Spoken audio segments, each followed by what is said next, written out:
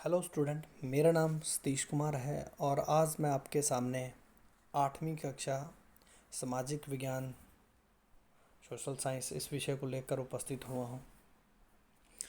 और इनमें 3 किताबें हमने जिसके बारे में पढ़ा था इंट्रोडक्शन क्लास में। तो उसमें सबसे पहले हमने पढ़ा था जो इतिहास की बुक है जिसका नाम है अवर पास्ट भाग 3, हमारे अतीत भाग 3। तो ये 3 पार्ट हैं। अ, तो इसकी जो पहली किताब है उसी के बारे में पढ़ेंगे, दूसरी है ज्योग्राफी की, और तीसरी जो बुक है वो आपकी जो पॉलिटिकल साइंस की है। तो हिस्ट्री, ज्योग्राफी और पॉलिटिकल साइंस, ये 3 सब्जेक्ट आप इसमें पढ़ेंगे 8वीं कक्षा में सोशल साइंस में। तो हम इसके जो पहला चैप्टर है उसको शुरू करते हैं। तो ये आपका जो चैप्टर है, इस फर्स्ट चैप्टर है, तो इसका नाम है कब, कैसे और क्यों। तो इसमें सबसे इसको चैप्टर को शुरू करने से पहले हम थोड़ा समय के बारे में जान लेते हैं।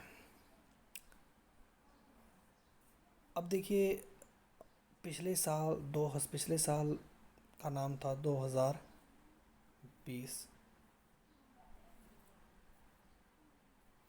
तो इसके आगे वाला जो अब चल रहा है 2021, इसके बाद जो आएगा 22, उसके बाद 23, इस तरीके से समय जो है कंटिन्यू चलता रहेगा।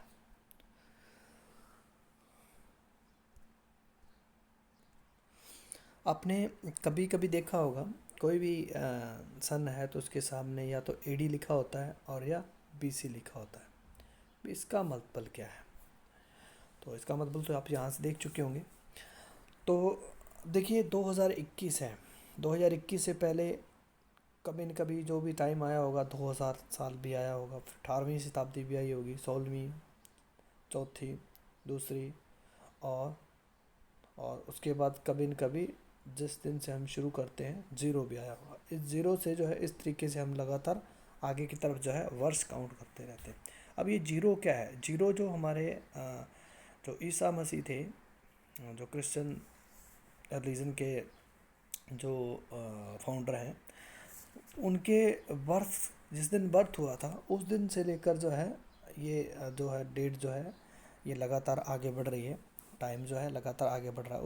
उस पॉइंट को हमने ज़ीरो माना है। और आज 2021 है तो इसका मतलब है 2021 वर्ष पूर्व जो है ईसा मसीह का जन्म हुआ था। तो ये वो पॉइंट है जहाँ से जो है टाइम जो है इस तरीके से चल रहा है। उससे पहले भी तो चल रहा होगा। तो उससे पहले जीरो से पहले क्या आएगा? -1, फिर 2, फिर 10, 100, 1000, 2000, 2500, इस तरीके से कंटिन्यू बैक डेट में हम लगातार जाते रहे। तो इससे इधर वाले जो इस तरफ का जो टाइम है उसको हम बोलते हैं एडी, एडोनमिक, एनाडोनमी, या इसको हम हिंदी में बोलते हैं ईस्वी। तो इसके सामने हमेशा लगा होगा तो एडी लगा होगा या ईस्वी लगा होगा। और इसी तरीके से जब भी आप हिस्ट्री पढ़ोगे तो ईस्वी का मतलब है इस टाइम से इस तरफ की बात हम यहाँ पर कर रहे हैं। और इस जीरो से अगर इस तरफ की बात है तो वहाँ पर लिखा होगा बीसी। और ये समय पहले घटित हुआ होगा 2500, और ये 2000 अगर लिखा हो 2500, किसी का बर्थ जो है 2500 ईसा पूर्व हुआ है और जो उसकी डेथ है 2000 ईसा पूर्व हुई है, तो ये डेट इस तरीके से मेंशन हो रही है। तो ये तारीख जो है पहले घटित हुई है और ये उसके बाद में, ये उसके बाद में, ये उसके बाद में। तो इस तरफ तो हमें लगता है सीधा है। तो इस तरीके से जो है अगर हम इस तरफ जाते हैं तो ये उल्टा हमें यहाँ पर जाना पड़ेगा। तो संभावना है आप इस चीज़ को अच्छे से समझे होंगे। अगर यहाँ किसी भी तारीख के साथ बीसी लिखा हो तो मतलब इसका क्या है? ये ईसा मसीह के इस पॉइंट से वो पीछे की घटना है। तो अगर मान लीजिए ऐसा कहा जाता है सिंधु सभ्यता जो है लगभग 2500 वर्ष पुरानी है, तो 2000 और 2500, 2000 और 2500, इनको अगर आप प्लस कर दोगे तो 4500 वर्ष पूर्व की ये घटना है। तो इतना टाइम, अगर ये टोटल ट्रैवलिंग की बात करें तो इतना टाइम की ये घटना है। तो आसानी से आप समझ गए होंगे टाइम के बारे में, और थोड़ी कन्फ्यूज़न आपकी दूर हुई होगी जो एडी और बीसी को लेकर है। तो अब हम अपने चैप्टर के ऊपर शुरू करते हैं, जो इसका पहला ही पॉइंट है। अब देखिए, सबसे पहले हम बात करते हैं डेट्स और पीरियड की इन हिस्ट्री। अब डेट जो है, इतिहास में बहुत सारी घटनाएं हुई हैं। उन घटनाओं में जो इतिहास में घटनाएं हुई हैं उनको हम बताने के लिए, इतिहास में इतने दिन पहले ये घटना हुई है तो उसके लिए हम तारीख तय करते हैं। तो अगर कोई विशेष घटना हुई है जो हमारे इतिहास में एक बिल्कुल अहमियत रखती है, तो उसी के लिए हम जो है उन्हीं तारीखों को हम याद रखते हैं, उन्हीं को ही तारीख, तिथि या दिनांक कहा जाएगा। और किसी का जन्म कब हुआ, कोई राजा कब बना, या कुछ युद्ध कब हुआ, कौन जीता, और किसी दिन कोई संधि होती है, तो ऐसी तारीख जो है काफ़ी महत्वपूर्ण हो जाती हैं, जो आपके पॉइंट एग्ज़ाम के पॉइंट ऑफ व्यू से भी, और इतिहास को अगर हम जानने की कोशिश करते हैं, इतिहास को पढ़ते हैं, तो भी इस तरह की तारीखें जो है वो काफ़ी महत्वपूर्ण हो जाती हैं। इसी तरीके से अवधि जो है, अवधि जो है ये भी एक महत्वपूर्ण। अब ये देखिए, ये अवधि जो है, पीरियड जो है, इसको हम कहेंगे पीरियड जो है, ये किसी समय के दौरान हुए परिवर्तन को दिखाता है। लगातार होने वाला जो परिवर्तन है उसको हम तिथि में, तो एक तारीख में तो नहीं लिख सकते। कोई परिवर्तन हुआ है तो परिवर्तन करने में या होने में कुछ समय लगा होगा, तो उस जो परिवर्तन का वो समय है उसे हम काल कह देते हैं या अवधि कह देते हैं। तो इसमें दे भी रखा है, किसी विशेष समय के दौरान लगातार परिवर्तन हुए परिवर्तनों की अवधि या काल के द्वारा लिखा जाता है। इसी को हम क्या बोलते हैं, उन्हीं परिवर्तनों के कंपैक्ट को हम अवधि बोल देते हैं। आगे हम थोड़ा इतिहास के बारे में जानने की कोशिश करते हैं, हिस्ट्री के बारे में। तो हिस्ट्री जो है, इसको जनरली जो है इस तरीके से सबसे पहले दो भागों में बांटा जाता है जब भी हम इतिहास की बात करते हैं। तो एक तो है वर्ल्ड हिस्ट्री, जो सबके लिए कॉमन है, और दूसरा है इंडियन हिस्ट्री, भारत का इतिहास। तो विश्व में क्या क्या घटनाएं हुई हैं इतिहास में, उनके बारे में हम इसमें अध्ययन करते हैं, और जो भारत में घटनाएं हुई हैं उनके बारे में हम भारत के इतिहास में अध्ययन करते हैं। अब भारत का जो इतिहास है इसको तीन भागों में बांटा गया है।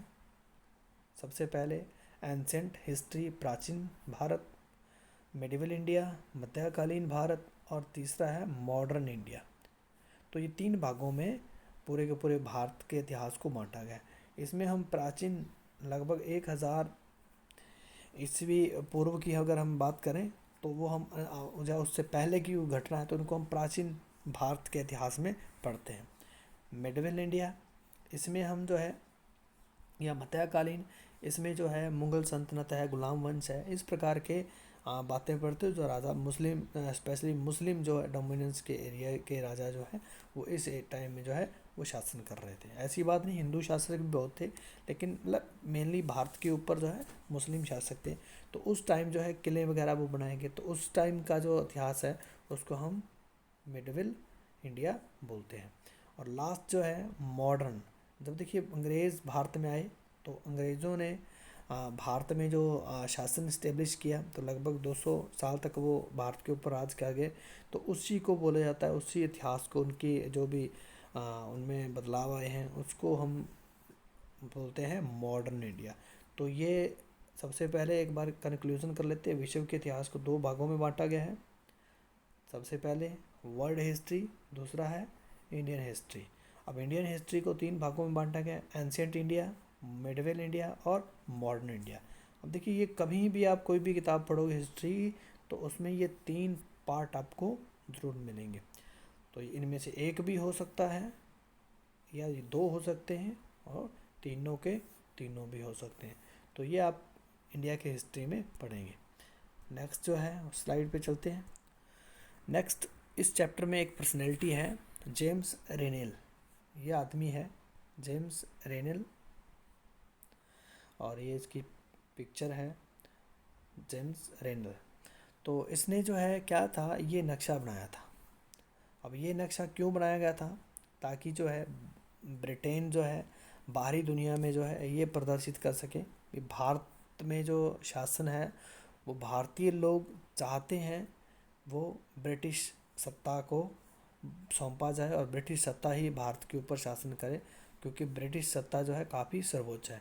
अब देखिए यहाँ पर इस पिक्चर में हिंदुस्तान में, ये पिक्चर का नाम है हिंदुस्तान, ये नाम भी आपके सामने आ सकता है। और ये नक्शा बनाने का काम जो है रॉबर्ट क्लाइव ने दिया था। किसे दिया था? जेम्स रेनल को, इस आदमी को दिया था। और कब दिया था? 1782 में। ये क्वेश्चन आ सकता है यहाँ से। हिंदुस्तान का नक्शा बनाने का काम जो है किसने किसको दिया, आगे आपको ये क्वेश्चन पोर्शन में जो है ज़रूर मिलेगा। तो ये देखिए, ये ब्राह्मण है और ये भारत माता जो है, इधर इनके ब्रिटिश लोग खड़े हैं, ब्रिटिशर्स, उनको जो है ये सत्ता जो है सौंप रहे हैं और ये इनको सत्ता सौंप देगी। तो ये इस तरीके का मैप है जो दिखाया गया है, जो भारत के ऊपर जो सत्ता जो है वो ब्रिटेन की होनी चाहिए, और ब्रिटेन को भारत ने सत्ता जो है सवेशतापूर्ण दी है। सत्ता का मतलब क्या है? नियंत्रण शक्ति, शासन की नियंत्रण शक्ति। और शासन की जो नियंत्रण शक्ति है वो किसके हाथ में होनी चाहिए? अंग्रेजों के हाथ में होनी चाहिए। और ऐसा कौन चाहते हैं? भारतीय लोग चाहते हैं। ये इस मैप में बताया गया है। इसमें एक क्वेश्चन आ सकता है, ब्रिटेनिया। ब्रिटेनिया क्या है? ये ब्रिटिश सत्ता का प्रतीक है। जो शासन कंट्रोल पावर है वो किसके हाथ में हो? ब्रिटेन के हाथ में हो। तो इसी को नाम दिया गया है ब्रिटेनिया। ठीक है जी, ब्रिटेनिया सत्ता जो है वो बेस्ट है, ऐसा मानते थे अंग्रेज़। ठीक है जी, तो उसके हिसाब से ये इस पर्सनैलिटी के बारे में हमें जानना पड़ेगा। नेक्स्ट कुछ और इम्पोर्टेंट फैक्ट हैं जो हमें यहाँ पर करने चाहिए। अब देखिए, भारत में पहला गवर्नर जनरल जो है वेरेन हेस्टिंग्स थे, ये आदमी थे, और 1773 में ये बने थे। इसका टाइम पूछा जा सकता है। और ये क्या थे? गवर्नर जनरल थे भारत के, तो इसके ऊपर क्वेश्चन आ सकता है। ये पर्सनैलिटी है।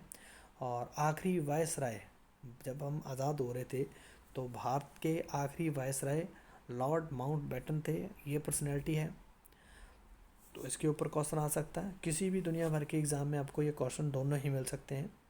इसके अलावा जो है विज्ञापन के ऊपर जो है, एक लिप्टन चाय का एक विज्ञापन है, तो इसमें जो है राजकुमार आर्थर जो है घोड़े पे बैठा है और पीछे इसके महल दिखाया गया है। ये राजकुमार आर्थर है, रानी विक्टोरिया का जो तीसरा बेटा है, और ये भारतीय महल है।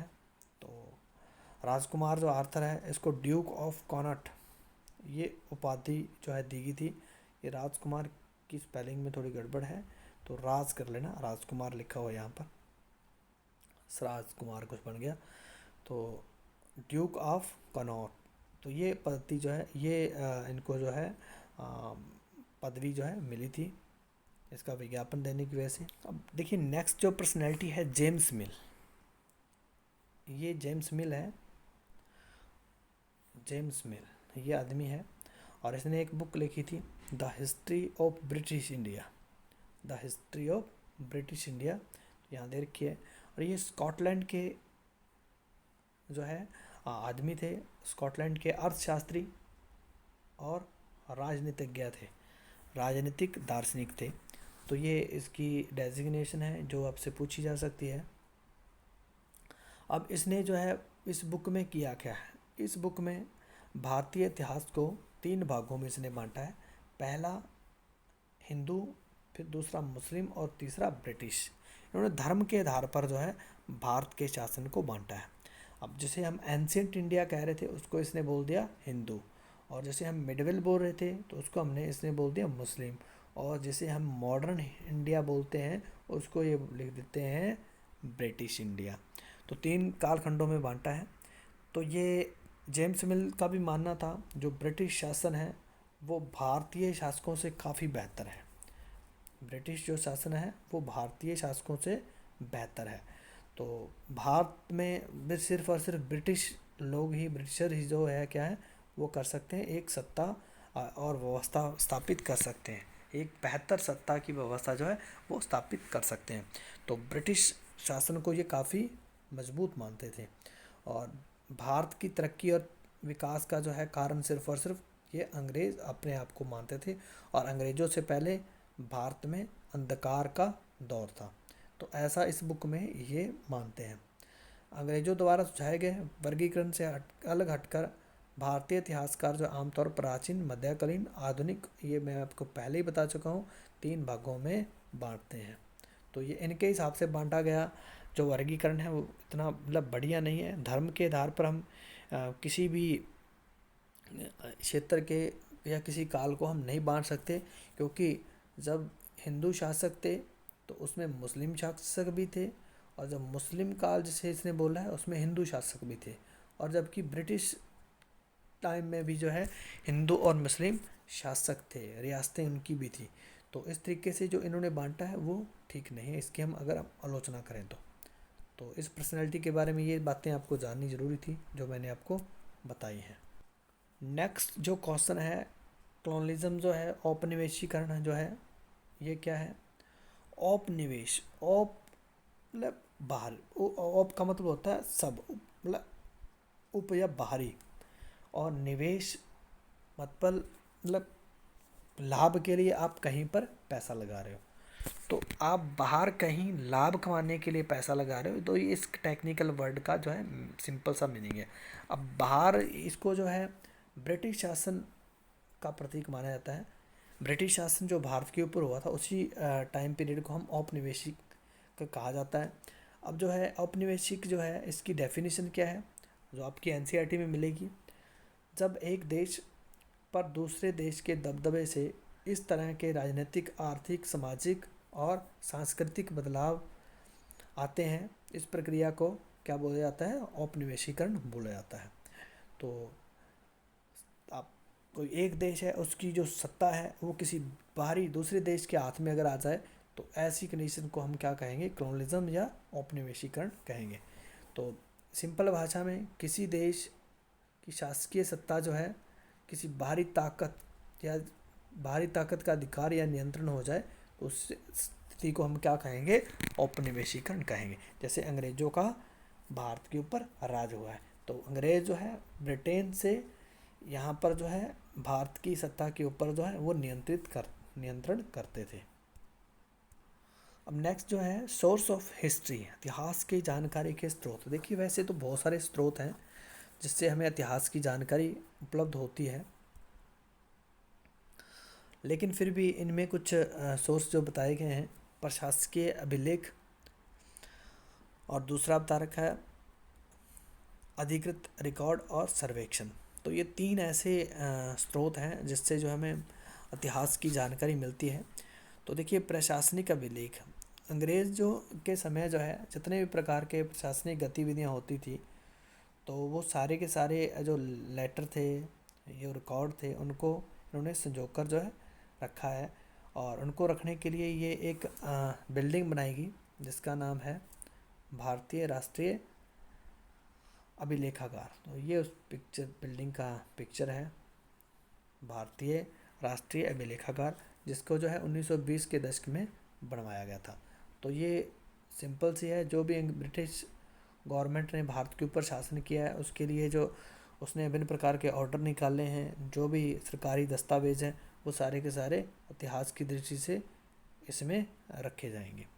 इसी तरीके से खुशनवीस और सुलेखनवीस, ये ऐसे आदमी हैं, ऐसे लोग थे जो बहुत ही सुंदर ढंग से किसी चीज़ को जो है लिखते थे, उनकी लिखावट काफ़ी अच्छी थी, उन्हीं को कहा गया है खुशनवीस और सुलेखनवीस। सुलेखनवीस से आप आइडिया लगा सकते हो ये क्या बोलना चाह रहे हैं। तो बहुत अच्छा लिखने वाले जो व्यक्ति हैं उसी को ऐसा नाम दिया गया है। अधिकृत रिकॉर्ड, अब देखिए बहुत सारे प्रशासनिक गतिविधियाँ जो एक कार्यालय से दूसरे कार्यालय में होती रही हैं, तो उनमें पत्राचार होता रहा है, उन पत्रों को भी जो है संजोकर जो है रखा गया है। तो जिससे भी हमें इतिहास की जानकारी मिलती है, उनकी कार्रवाई की जानकारी मिलती है, और कार्रवाई की क्या मनोदशा थी उनकी भी जानकारी मिलती है। इसके अलावा सर्वेक्षण, अब देखिए ब्रिटेन वासियों ने बहुत सारे सर्वेक्षण, पूरे के पूरे भारत का नक्शा बनाने के लिए इन्होंने बहुत सारे सर्वे करवाए, और वो सर्वे जो है किसी भी एरिया की मिट्टी है, उनके गुणवत्ता है, पेड़ पौधे हैं, जंगल है, जीव जंतु हैं, स्थानीय फसलें हैं, ये सब था। तो उनकी जानकारी प्राप्त करने के लिए इन्होंने जो है ये सर्वे करवाए थे, और वो सर्वे के जो साक्ष्य हैं वो भी आज इतिहास की जानकारी हमें देते हैं। तो ये कुछ क्वेश्चन हैं जो आपको खुद करने हैं, जो आपको एनसीईआरटी की हेल्प से और इस पीडीएफ की हेल्प से जो है आपको अपनी नोटबुक के ऊपर ये 11 क्वेश्चन हैं जो आपको लिखने हैं। तो आशा करता हूँ आप इस लेक्चर के माध्यम से कुछ बेनिफिट उठा पाएंगे, कुछ इस चैप्टर को समझने में आपको आसानी हुई होगी। तो धन्यवाद।